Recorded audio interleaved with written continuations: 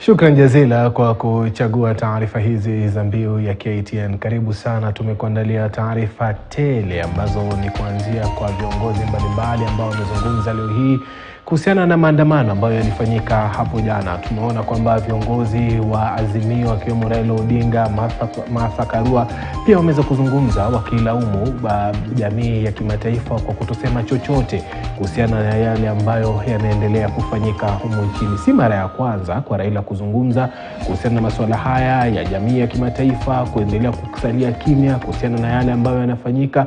Hii itakuwa ni kama mara ya pili kwa Raila kuweza kuikosoa jamii ya kimataifa kwa kusalia kimya, kwa sababu tunavyofahamu kwa sasa hivi Rais William Ruto yupo kule Ujerumani akienda kuhudhuria mikutano kadha wa kadha, na katika ujumbe wao wameweza kumkosoa kwamba ameenda kuzungumza na jamii ya kimataifa wakati huku nchini Kenya kuna matatizo ambayo yanawakumba wa Kenya ambayo yanahitaji sikio lake. Karibu sana. Mimi naitwa Suleiman Yeri. Tuanze taarifa hizi ambapo kinara wa Azimio Raila Odinga anatarajiwa kuzuru shamba la Northlands linaloaminika kumilikiwa na familia ya Rais mstaafu Uhuru Kenyatta.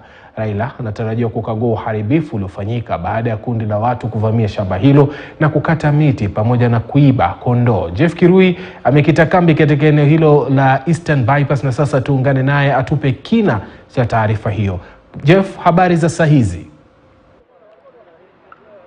Na hujambo Yeri, hivi sasa tunasubiri kinara wa upinzani Raila Odinga kufika maeneo hayo ya Eastern Bypass. Kumbuka kwamba iko katika kaunti ya Kiambu, na tunasubiri, tunaambiwa kwamba ameondoka kule Kibera, kule alikokuwa ameenda pia kukagua jinsi hali ya usalama ilivyokuwa kufuatia mapambano yaliyoibuka jana usiku kwa mkia leo. Na hivi sasa tunaarifiwa kwamba wakati wote kufikia sasa atakuwa anafika katika maeneo haya, na tunaarifiwa pia kwamba Rais mstaafu Uhuru Kenyatta huenda pia akajiunga na Raila Odinga kukagua hasara iliyotokana na uvamizi uliofanyika hapo jana. Kumbuka kwamba zaidi ya watu 100 walivamia shamba hili la Northlands linaloaminika kumilikiwa na familia ya Rais mstaafu Uhuru Kenyatta.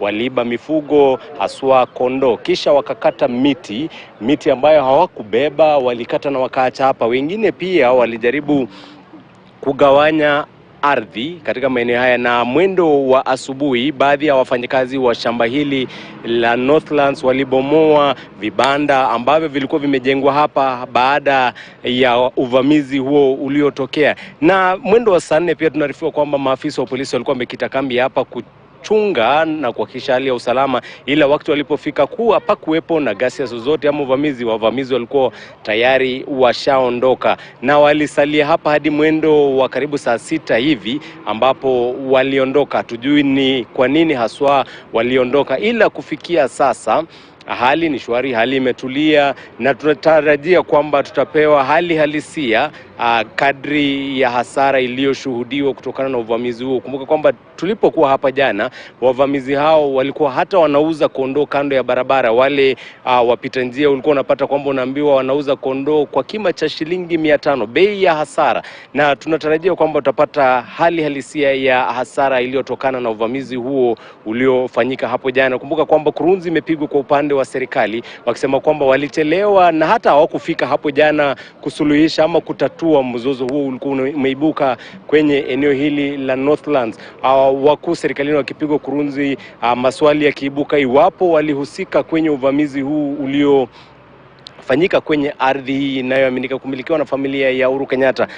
Jumamosi tarehe 18 mwezi Machi, kinara ama kiongozi wa walio wengi katika bunge la taifa Kimani Ichung'wah alinukuliwa akisema kwamba iwapo maandamano haya yataendelea, basi pia watavamia mashamba yanayoaminika kumilikiwa na vigogo wa muungano wa upinzani. Miongoni mwao ni kinara wa upinzani Raila Odinga na rais pia Uhuru Kenyatta. Na tuliona hapo jana kwamba kuna kundi la vijana ambalo lilielekea kwenye kampuni ya East African Spectra eneo la industrial area jijini Nairobi, na wakavamia na kupiga mawe jengo linalosetiri kampuni hiyo, na inaibua maswali kadhaa haswa iwapo tishio zilizotolewa na kiongozi wa upinzani. Kuna baadhi ya makundi ambayo walitekeleza yale maneno yaliyotolewa na kinara huyo ama kiongozi huyo wa walio wengi katika bunge la taifa.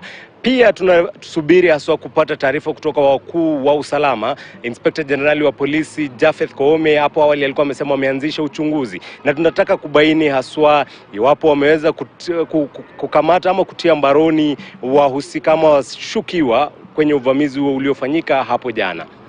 Yeri.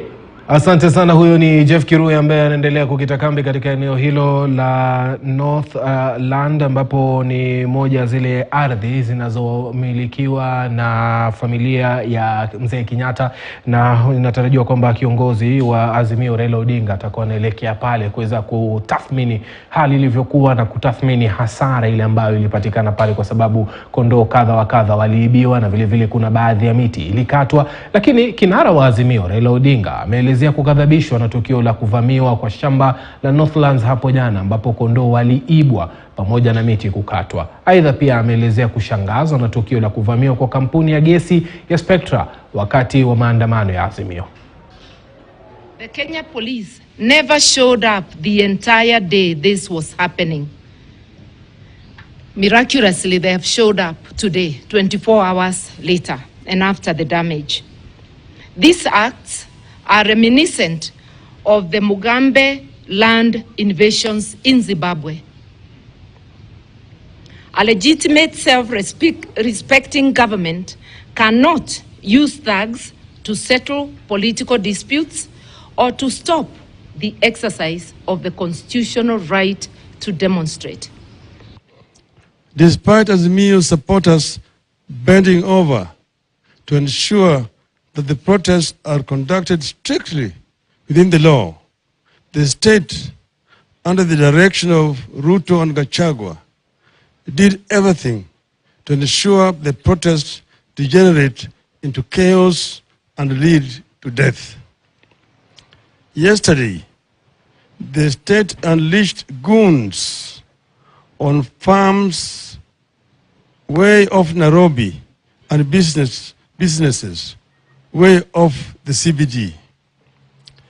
In that invasion, trees were uprooted and burned and animals carted away and slaughtered under the supervision of the state. Business premises were stoned and broken into and property scattered away. Worse still, lives were lost. People were hacked to death with crude weapons, while others got shot with guns. The last time we witnessed such invasion of farms and companies in this part of the world was when Robert Mugabe claimed to be compensating freedom fighters in Zimbabwe. Mugabe claimed to be compensating It ended in the total collapse of Zimbabwe's economy. It will not be. Na shirika la mawakili nchini LSK linaitaka idara ya polisi kuelezea ni kwa nini maafisa wa polisi hawakuzuilia kuendelezwa kwa uhalifu kwenye shamba la familia ya Kenyatta la Northlands lililoko kwenye barabara ya Eastern Bypass eneo la Ruiru. Shirika hilo kupitia rais wake Eric Theuri limewasihi wa Kenya walio na taarifa zozote au hata video zinazoonyesha maafisa wa polisi wakitumia nguvu kupindukia wakati wa maandamano ya upinzani hapo jana kuwasilisha kwa shirika hilo. We've also received reports of biased responsive actions from the police forces where they have failed to respond to attacks on property affiliated to former senior government officials. We reiterate that it is the duty of the police to provide security to all Kenyans, regardless of their political affiliations.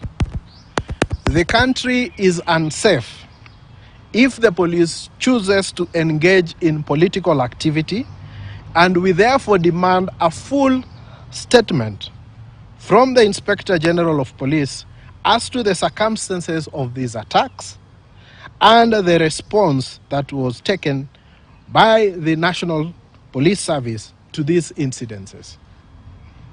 We also demand that the Independent Police Oversight Authority investigates the deaths and injuries that have occurred from the use of force by police to determine whether there was any violation of the police standing orders, as well as generally investigate the use of force and live ammunition by the police. We urge members of the public to share with the Law Society any information and footage of any violations by the security forces for our review and subsequent action. Tume ya Uwiano na Utangamano wa Kitaifa imewahimiza wananchi kutojihusisha na maandamano, ikiwataka viongozi kuunganisha wananchi badala ya kuwahimiza kujitokeza kuandamana.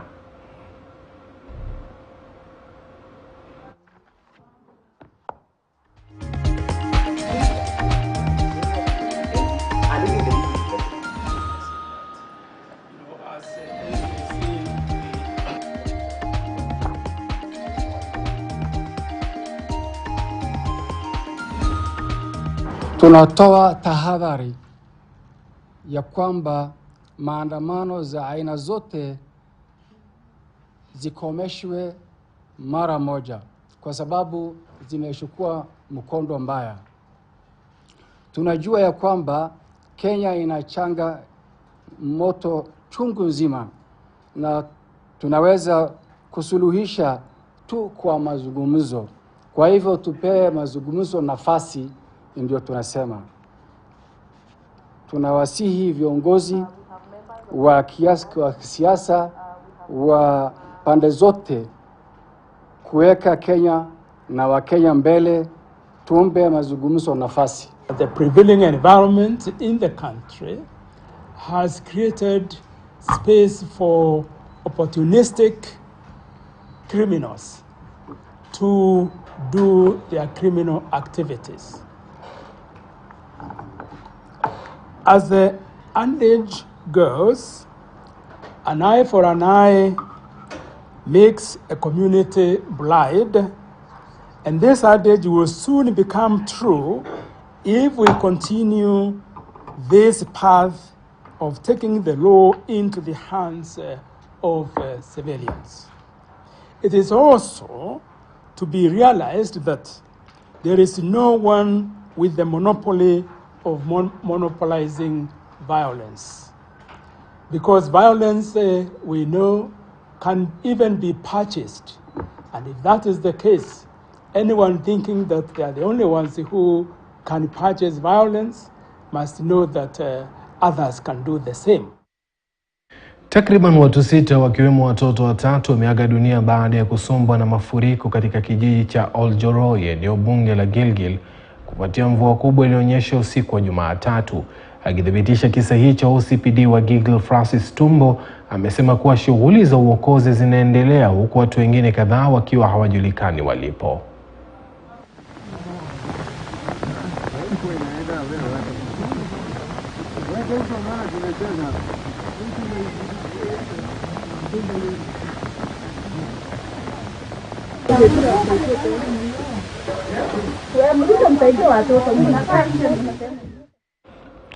Na msaada wa dharura unahitajika katika kaunti ya Pokot Magharibi baada ya mafuriko kusomba soko la Otum na viunga vyake, ikiwa ni pamoja na vijiji kadhaa katika wadi za Batei na Weiwei siku ya Jumapili.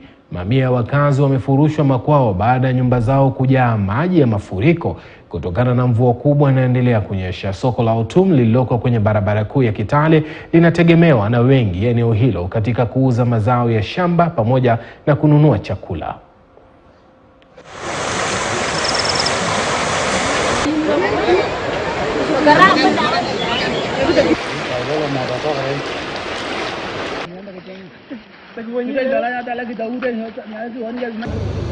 Na hii ni wakati ya msimu ya mvua. Nataka tu ni ombe nyinyi, tumeona watu wale wamejenga karibu sana na mtoni. Kuna bado wenye nimeongelesha pale bado wanahusia kabisa na imekuwa hatari. Tujaribu pia tujiepushe. Kama huko mahali unaona hii ni hatari, kwa sababu tujue kama itanyesha jioni kesho na nini, tuweke tu macho, tuwe tahadhari, kwa sababu usalama wetu inaanzia mtu binafsi. Tukasikia mvua na mlipuko wa nini wa radi, tukashangaa ni nini. Muda si mfupi nyumba ikaanza kutetemeka, tukashangaa nini. Muda si mfupi tukashangaa maji imejaa kwa nyumba. Ile harakati ya kujitetea, tulitetea tu watoto peke yake. Vitu zilienda zingine, tukasema heri maisha kushinda hii nini mavitu za dunia hizi. Tumeangania masto ndio hiyo imefurugika, vitunguu imeangania. Sasa hata hatujui tuende wapi, tutazaidikaji, na hii ni pesa ya loan. Hata hatujui serikali watatusaidia namna gani. Na viongozi wa dini kaunti ya Mombasa wamekashifu vikali hatua ya kuteketezwa kwa misikiti pamoja na makanisa mawili katika mtaa wa Kibra jijini Nairobi jana usiku. Wakiongozwa na mkuu wa baraza kuu la Waislamu Subki mtawi la Pwani Muhdhar Khitami, viongozi hao wamesema hatua hiyo inadhihirisha kwamba taifa halielekei pahali pazuri.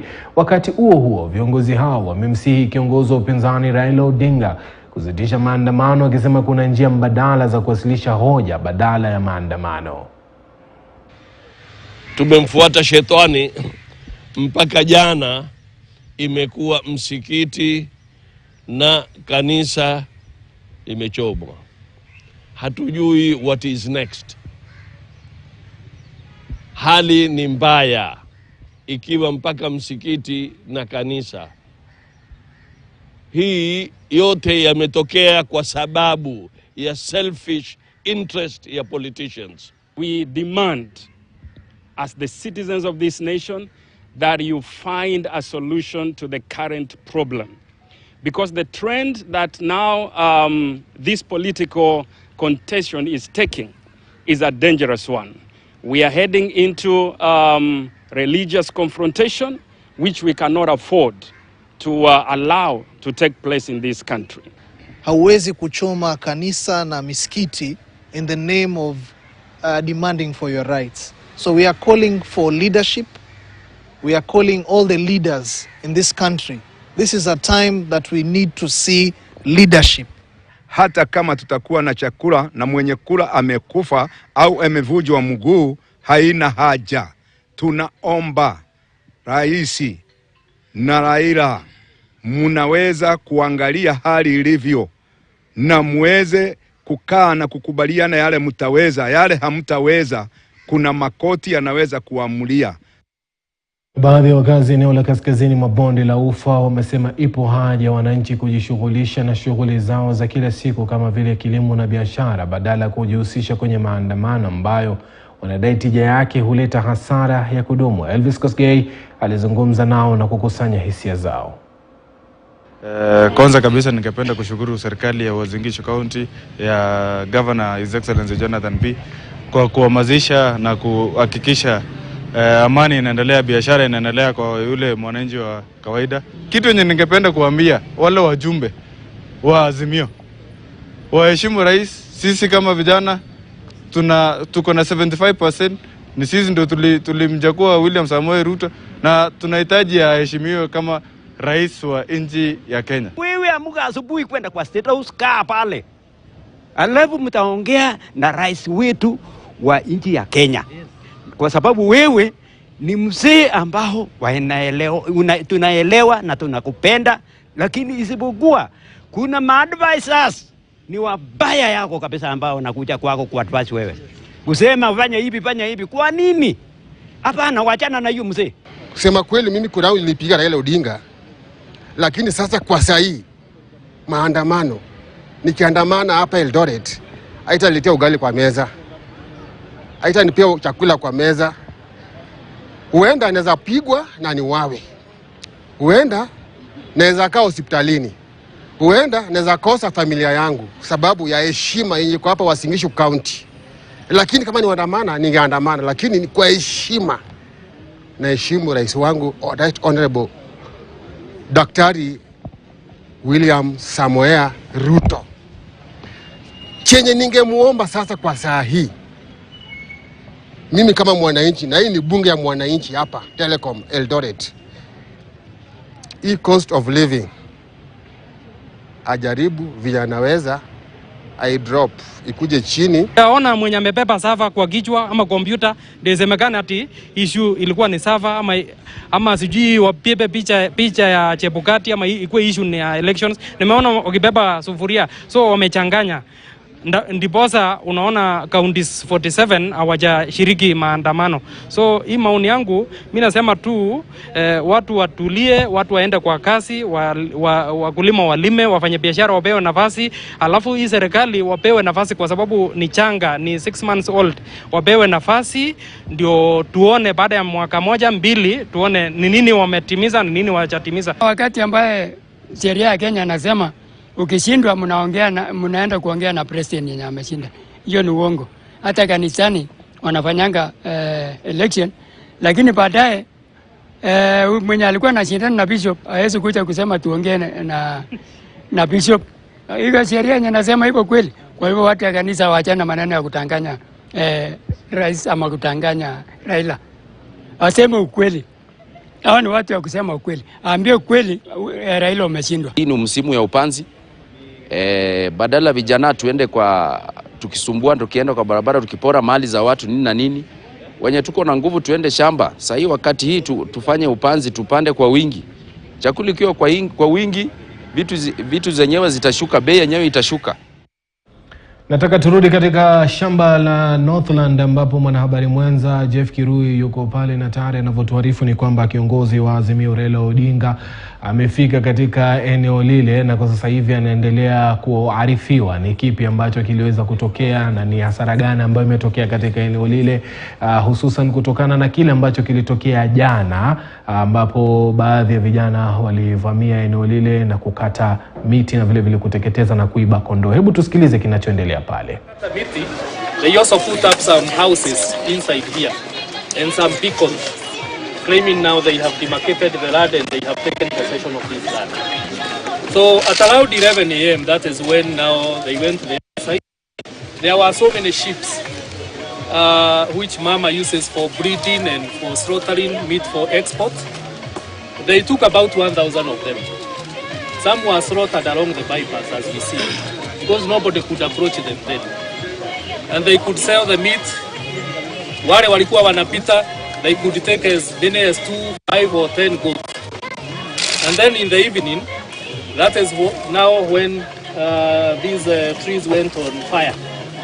They put a very Bila shaka huyo ni mmoja ya wale ambao ni waongozi katika shamba hilo la Northlands, wakielezea vile hali ilivyo, wakitoa idadi ya baadhi ya wale kondoo walioibwa katika shamba lile. Tutarudi pale wakati viongozi watakapokuwa wanahutubu kuweza kusikia ni kipi watakuwa wanakisema, lakini kuendelea mbele ni kwamba vijana kutoka makanisa mbalimbali chini ya mwamvuli wa Baraza la Makanisa nchini eneo la Mashariki wamelani hatua ya wanasiasa kuendelea kuwatumia vibaya vijana kuzua vurugu kwenye maeneo yanayoandaliwa na upinzani. Hiyo ni taarifa ambayo tumekuandalia. Tukirudi tutakuja kuiangazia. Tupate pumziko fupi.